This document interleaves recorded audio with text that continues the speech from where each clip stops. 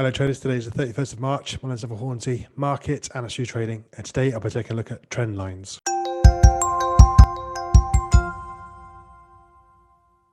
Okay, so go look at the S&P 500. It's the USA 500 on Active Trader platform, and I'm just going to sort of discuss how I look at trend lines and how I sort of view them as being useful or not. What I've got here is a multi-year chart of the closing prices of the S&P 500.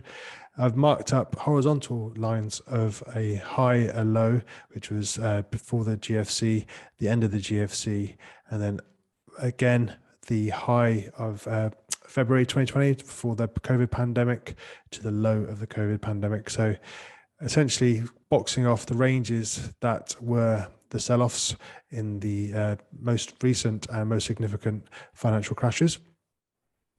Now, from the bottom of 2009, we obviously had the most hated trend higher, as people just couldn't get their head around quantitative easing and the fact that the market kept on going up, even though they expected hyperinflation, and companies were supposed to be doing a lot worse than they actually really did. Obviously, then they started saying that stimulus was propping up zombie companies and that everything should come crashing down. So obviously we had a few pullbacks along the way, and trend lines can help kind of capture as much of the price action as possible, really. It's just, obviously you need to buy at certain points and you need to find value, and how you do that is if you're an equities trader, you generally look for fundamentals, but the technical analysis obviously gives you some sort of timing. The traditional way of using a trend line, you would go from a low and then you would take it to another low, and you can see that between 2009 and 2011, you'd have captured the first sort of wave, if you like, higher. Then we had a big pullback, relative to what just happened in price action down to the August 2011 sort of lows. If I just place my next trend line there and put it in white so we can see it and differentiate it.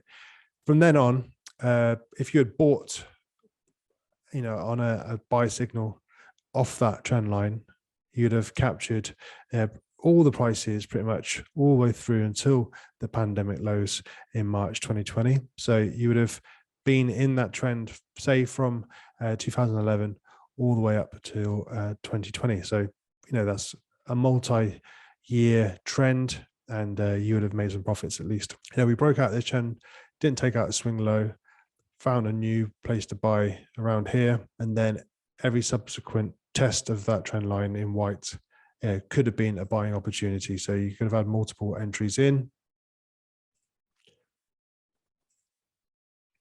And as we see, sometimes the price comes back below a trend line, tests it, looking for that sort of back test before, continuation to the downside. When you get back above it, that's obviously the bull's back in control. And when we have something as big as a pandemic, we also have an overreaction. So markets can obviously overextend themselves, but once they get back above that trend, bull's obviously back in control, and you can see the sort of result. Now, for looking for retracements, lots of traders look for moving averages. So if we put in moving averages, you can see here that the 200 EMA on this weekly chart has also acted as sort of dynamic support. Obviously, pandemic overextension to the downside.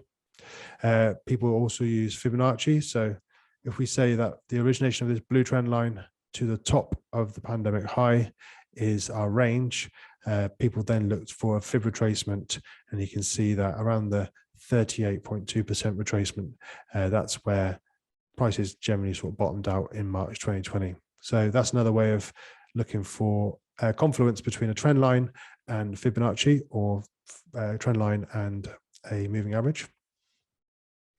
But if I just clear some of this stuff off now, once we've got our trend, we're looking for reasons to go long. Obviously, a break below a swing low signals to me on a normal sort of circumstance that I'm looking for a continuation to the downside after retracement. So again, from the pandemic high to the pandemic low, start looking for value around 50%. So in this sort of particular instance, around 2,800 mark, people were starting to look for value. Price kept on going higher. Obviously, a deep retracement, the 78.6% retracement. Traders started to, attempt to go lower. You can see here we had a bit of a sort of market sell-off in June 2020. The bulls just kept on coming. The stimulus kept on coming. Obviously, once you get past the 78.6, the next target is a market structure low, or it's the all-time highs. And that's what happened. So we got back above the all-time highs, and you can see we revisited this blue trend line once again, once we broke through the all-time highs. So a change in trend again, got back above a swing high, significant swing high, made all-time highs, pull back, and then continuation to the upside. So if you've been looking for a short at that point, unfortunately, you would have been stopped out with all-time highs. But fundamentals would have hopefully kept us out from shorts, because obviously post-pandemic, there was multiple trillions of dollars being pumped into the system, and it's only recently that that's stopped. So if you keep your trend lines on the chart, they act as some sort of guide to where other traders might be looking. And obviously the best trades are the trades that everybody's looking at, because it becomes a self-fulfilling prophecy.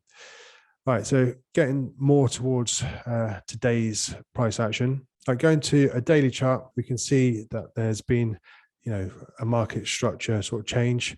We've had higher highs up to the all-time highs. 4,800 became resistance. Then we had a change in market structure where we took out the swing low from November, and we made a lower swing low. We've had lower swing highs and a continuation to the downside. Now on the daily chart, you could say that there was a descending channel, which is now broken to the upside as expected.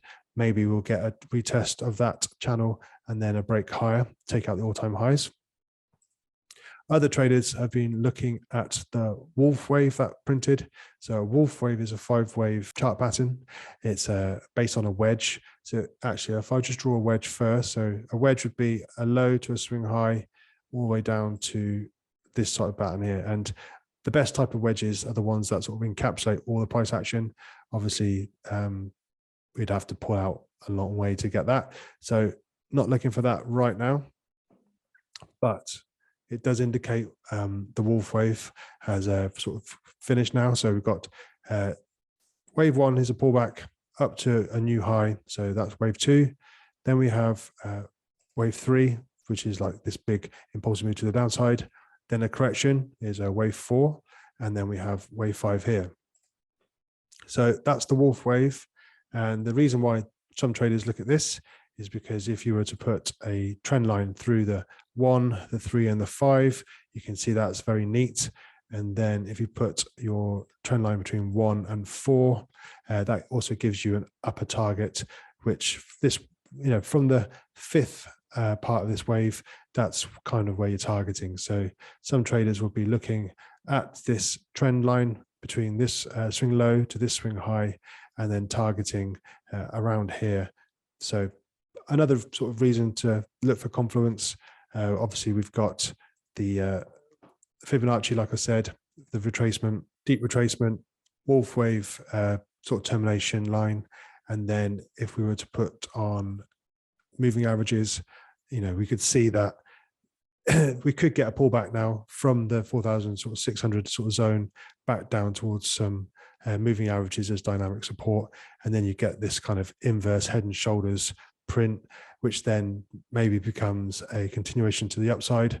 Or if it fails, we come back down to test that old trend line around 3,900. So that's kind of how I'm using the trend lines, using them as just guides to where to look for possible turns in the market, trying to work out what other market participants are looking at.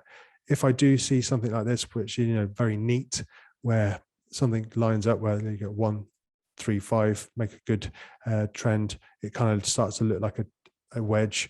In that respect, you start looking for the wolf wave, which is, like I said, between the 1 and the 4 is where this impulsive move to the upside from number 5 kind of finishes, really. So we could be coming to the end of a corrective pattern, in which case, what happens next? Do the fundamentals back up, going to new all-time highs, or are the fundamentals kind of now pointing towards a larger correction where traders start to look for this head and shoulders type of pattern at the top? And if you're looking for head and shoulders, you really do want to look for them at the top of a move. So all-time highs, obviously a good place to look. You want a descending neckline. And then if we've got this right shoulder, if we get a break of the trend line here, we could be coming down to test some serious lows, technically. It's just whether or not the fundamentals back that up. That's for you to decide. I'm just pointing out what other traders are looking at, and I'll speak to you again tomorrow.